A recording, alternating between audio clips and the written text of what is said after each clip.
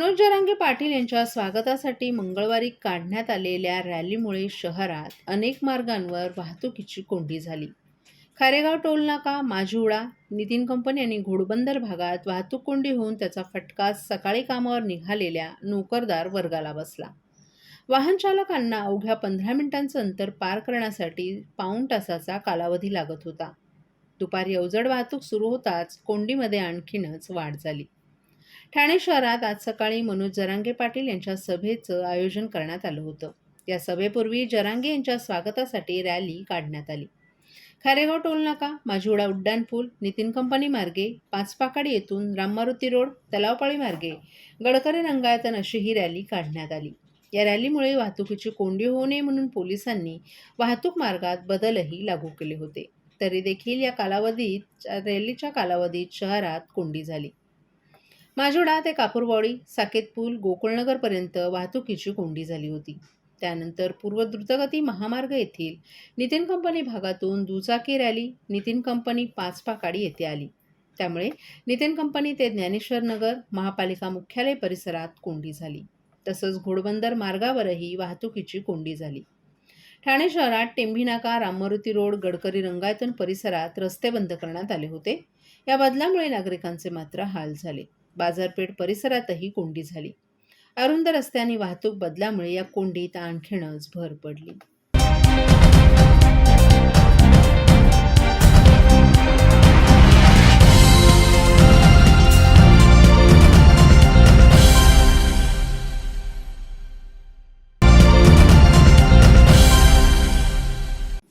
जालन्यातील अंतरवली सराटीत झालेल्या लाठीचार्जवरून मनोज जरांगे पाटील यांनी गंभीर आरोप केलाय. अंतरवलीतील हल्ल्याचा कट प्रशासनानंच रचल्याचा गंभीर आरोप त्यांनी केला आहे. याआधीही आमच्यावर गुन्हे दाखल करण्यात आले. आमच्यावर हल्ला झाला, मार आम्हाला लागला होता. हा कट प्रशासनानंच रचला होता. आमच्यावरच 120 ब आणि 360चे गुन्हे दाखल केले होते. आम्ही शांततेत आंदोलन करत होतो. कायद्याचे नियम पाळून आंदोलन करत होतो. मात्र आमच्यावरच हल्ले झाले, आमच्यावरच अन्याय झाला, असं मनोज जरांगे पाटील यांनी म्हटलं आहे. मनोज जरांगे पाटील हे ठाण्यातही आले.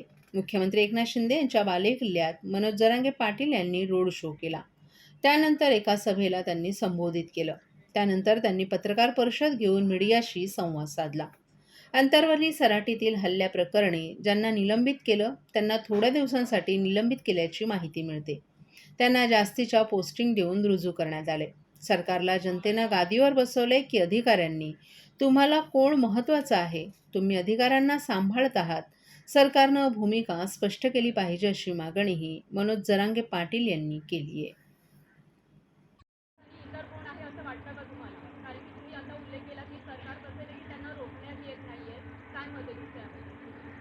नाही, मी आरोप करायचा म्हणून नाही करणार. मला नाही वाटत त्यांचा बोलीचा धनी कोणी असेल, कारण त्यांचे पहिल्यापासून तसेच विचार आहेत विदूषक पद्धतीचे. त्यामुळे त्यांचा कोणी असेल माहित नाही. परंतु एक शंका येते, हे पण खरं आहे की इतके वक्तव्य केलेले असताना जाती तेढ निर्माण व्हायचे विषय आलाय, तरी ही जर त्यांना थांबवत नसाल, कारण ते तुमच्या सरकारमध्ये, तर मग कोणतरी त्यांचाच पाठीशी अशी शंका येते. 100% खरं.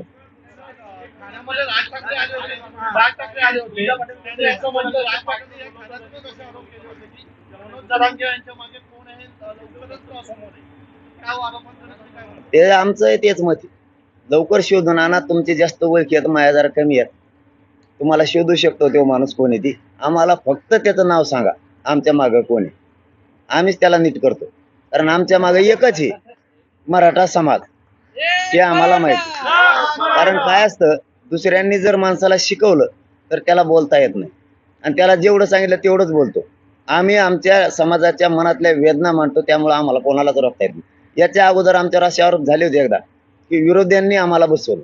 त्यांना त्याच्यात काही सापडलं नाही, कारण त्यांचे मित्र आहेत ते एकमेकाचे. ते रात्री फोन लावते एकमेकाला, तो पाठबळ आहे का, तो आहे का. ते नाही म्हणले असतील बहुतेक. मग दुसरा आरोप केला, म्हणले आम्हाला सत्ताधाऱ्यांनीच बसवलं. मला एक सांगा, असं राज्यात देशात कधी होऊ शकतं का? स्वतःच्या सत्तेच्याच विरोधात लोकांना बसून स्वतः डॅमेज होणं, असं होऊ शकतं का? होऊच शकत नाही. त्यांना काय आरोप करावा त्यांनाच कळा नाही, कारण याच्या पाठीमागे एकच शक्ती, ती म्हणजे महाराष्ट्रातल्या कानाकोपऱ्यातल्या करोडो मराठ्यांची. रोहित डिसेंबरला आपण तारीख दिली आहे, त्यांचं मुंबईत येऊन आपण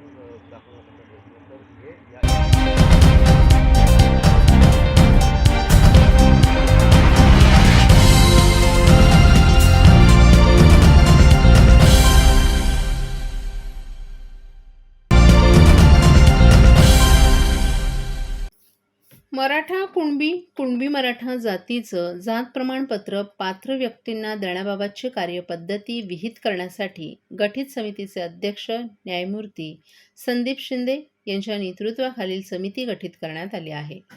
तसंच या समितीची कार्यकक्षा संपूर्ण महाराष्ट्र राज्यात करण्यात आली आहे. ही समिती छत्रपती संभाजीनगर विभाग वगळून संपूर्ण राज्यात विभागनिहाय दौरा करणार आहे. या पार्श्वभूमीवर ठाणे जिल्ह्यातील नागरिकांकडून त्यांच्याकडील उपलब्ध असलेले पुरावे, वंशावळी, शैक्षणिक आणि महसुली पुरावे, संस्थानिकांनी दिलेल्या सनदा, राष्ट्रीय दस्तावेज आदी जुने अभिलेख जिल्हाधिकारी कार्यालयातील स्थापित विशेष कक्षात 21 ते 24 नोव्हेंबर या कालावधीत स्वीकारण्यात येणार आहेत.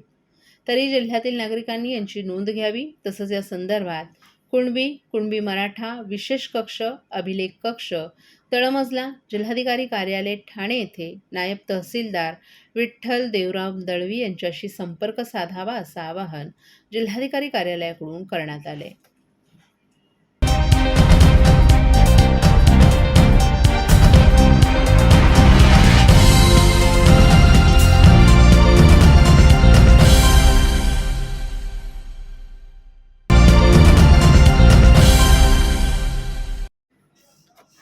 ठाणे महापालिका परिवहन उपक्रमाच्या ताफ्यात प्रवासी संख्येच्या तुलनेत अपुऱ्या बसगाड्या असतानाच आता वाहकांच्या कमतरतेमुळे शहरातील विविध मार्गांवरील बसगाड्या 20 ते 30 फेऱ्या रद्द करण्यात येत असल्यानं प्रवाशांचे हाल होत आहेत.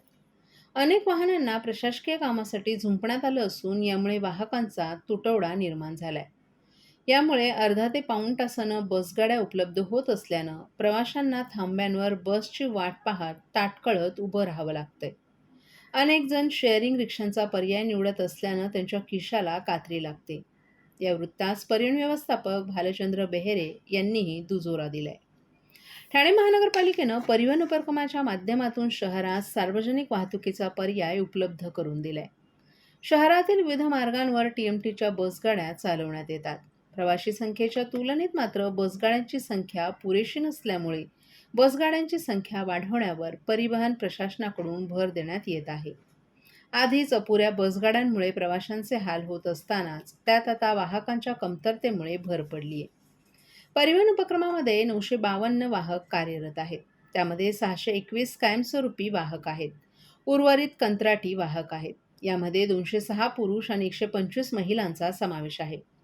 ठाणे परिवहन कार्यालयातील इतर विभागातील कर्मचारी सेवानिवृत्त झाले असून त्यांच्या कामाचा भार काही कायमस्वरूपी वाहकांवर सोपवण्यात आलाय. 621 पैकी 180 वाहकांना कार्यालयीन कामांचा पदभार देण्यात आलाय. त्यामुळे वाहकांचा तुटवडा निर्माण होऊन बसफेऱ्या कमी झाल्यात. ज्या मार्गावर दिवसाला 100 ते 120च्या बस फेऱ्या होतात त्या मार्गावर दिवसाला 20 ते 30 फेऱ्या रद्द होत असून यामुळे दिवसाला 1 ते 2 लाख रुपये उत्पन्नात घट होत असल्याची माहिती सूत्रांनी दिली आहे.